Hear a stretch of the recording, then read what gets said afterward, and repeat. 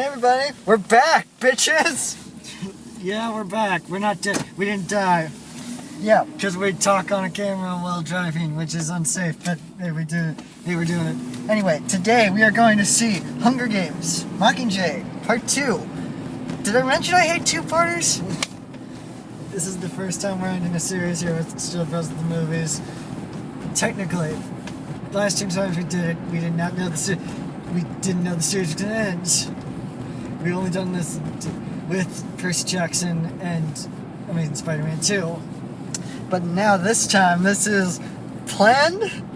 Oh, wait, they're making another one. No, they're not. No, the director said they want to make a prequel. He would make another.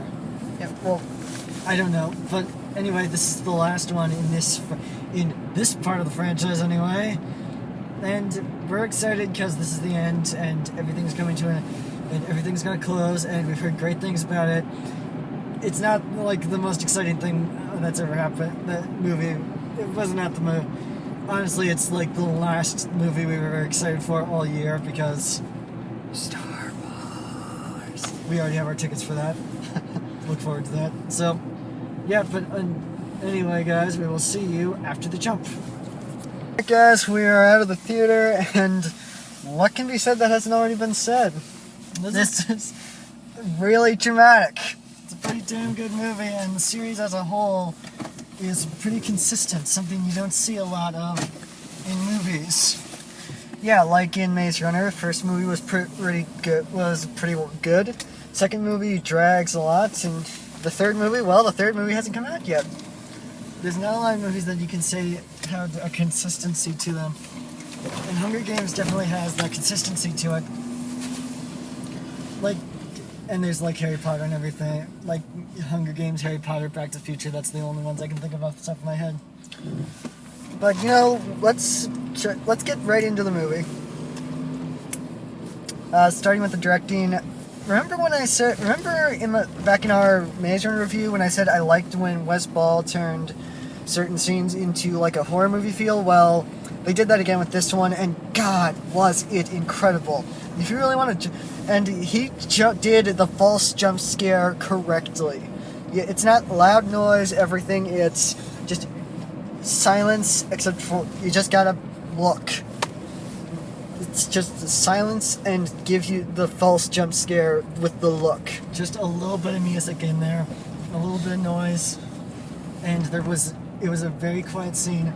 It was very dark, it was very mysterious, and you didn't know when it was going to happen, but you knew there was going to be something that would jump out at you. And of course, the directing was incredible. Where you felt there were huge dramatic gun punches. Granted, we didn't cry, but you know, it got very close at times. It was that emotional and everything and all that. We got very close to letting it loose a little bit. Well, you did. I mean, I felt something, but we felt it. I felt something, but we kind of came close, but it wasn't like Inside Out where we immediately were trying to hold back tears. It was like, I think I'm almost about to cry, maybe. No, I'm not gonna. Now let's talk the acting. Let's see, Jennifer Lawrence is pretty awesome as always because, you know, she's an incredible actress. She brings her A game to everything. The one thing you can always say about this franchise is that nobody phoned it in, ever. Not once was acting ever phoned in. Well, actually, I can't even say this in a bad way about Donald Sutherland. He hammed it up with his last scene in this movie. He hammed it up so that it was just as creepy as you imagined it when you read that scene in the book. So, he did an incredible job, and of course, Elizabeth Banks, she's hamming it up too, because Effie Trinket is kind of a character that you need to ham it up to play. Josh Hutcherson, again, like we said at the end of the first one, he was really creepy at the beginning of this. Yeah. I don't know. He definitely had some, the same stuff going on, only less legitimately frightening parts to him. Yeah, this time they didn't use CGI to make him look creepier, but he still legitimately gave off a creepy performance. I wouldn't be surprised if if literally the next thing he does is play a serial killer in a movie, like a David Fincher piece.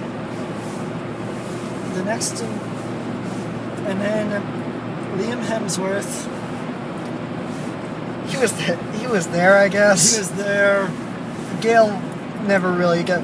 You know, you gotta feel sorry for Gale because he never really got any kind of stuff for him, and that's why we always rooted for PETA because PETA always got all the character development. He got everything, and it just seemed like he was only there to play as a romantic rival for PETA and everything. And there's this whole scene where he's like, I should have volunteered in the Hunger Games. And he's like, no, she would have never forgiven you. And I'm like, no! You should have, you ass! Fucking right, you let that bastard go into the Hunger Games. And you should have gone in there with her. Because then you would have had more character, and then I would have actually cared when things happen. Spoiler free. He was very... But it's not to say Gale's a bad character anyway, or the lack of development was a horrible. Gale didn't need to be at all. They didn't need to add anything. Gale was a very bland character. Gale was kind of a bland character in the books, so. Yeah, so it's really no surprise that Gale's. Once again, you gotta feel sorry for Gale. He kind of got the short end of the stick when it came to character development. Not that he needed any, because he already had a character, but. And he did have development. It was very good. And if you read the movie, he very much illustrates his development. That element about war and his thoughts on war and peace, and how he came to the conclusions of where he is in everything. Let's see. Well, like it has been heard in just about every review I've seen of this movie, like I've seen Chris Stuckman and Doug Walker's reviews, the pacing is slow. And it was a negative on Stuckman's review, but a positive on Walker's review, because Stuckman saw the slow pacing as kind of a letdown. Walker saw it as the slow pacing was there because it needed to be. Honestly, I don't know. I'm kind of on the fence with it.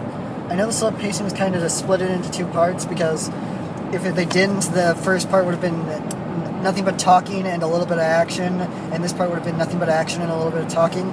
Which it kind of was, but the slow pace helped with those more dramatic tension-building scenes in the action sequences.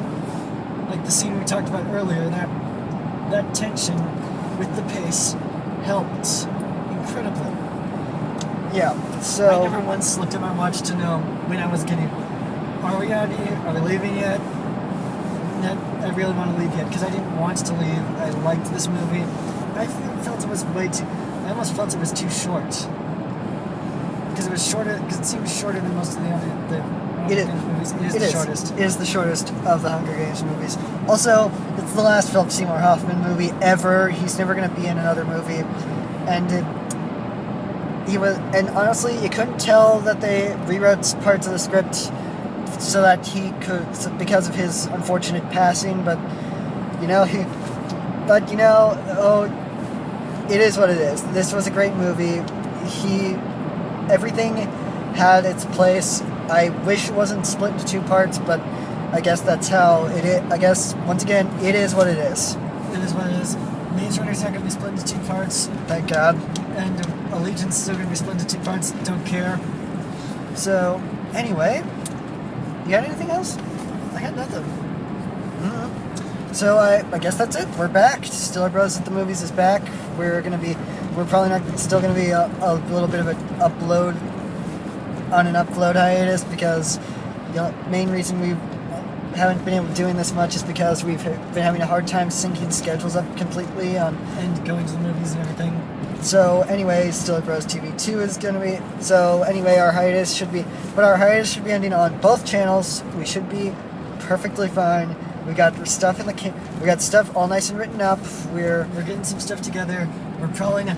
But if you don't see us until the new year, that's probably because we have a lot of end of year stuff going on in our lives that has to be taken care of before we do anything else. But So until next time, guys, be sure to like, favorite, subscribe. Also, what did you like the Hunger Games Catching Fire Mockingjay Part 2? Fuck it, did you like the entire franchise? Did you like the entire Hunger Games franchise? Hunger Games Catching Fire Mockingjay Parts 1 and 2. What did you think? Leave a comment down below and also suggest movies to us, please. We want to go to more movies. Also, no spoilers in the comments, or else you're a Nazi. That includes book readers, because because all the endings to the movies are the exact same as the books. No arguments there. So until next time, guys. Later. Later.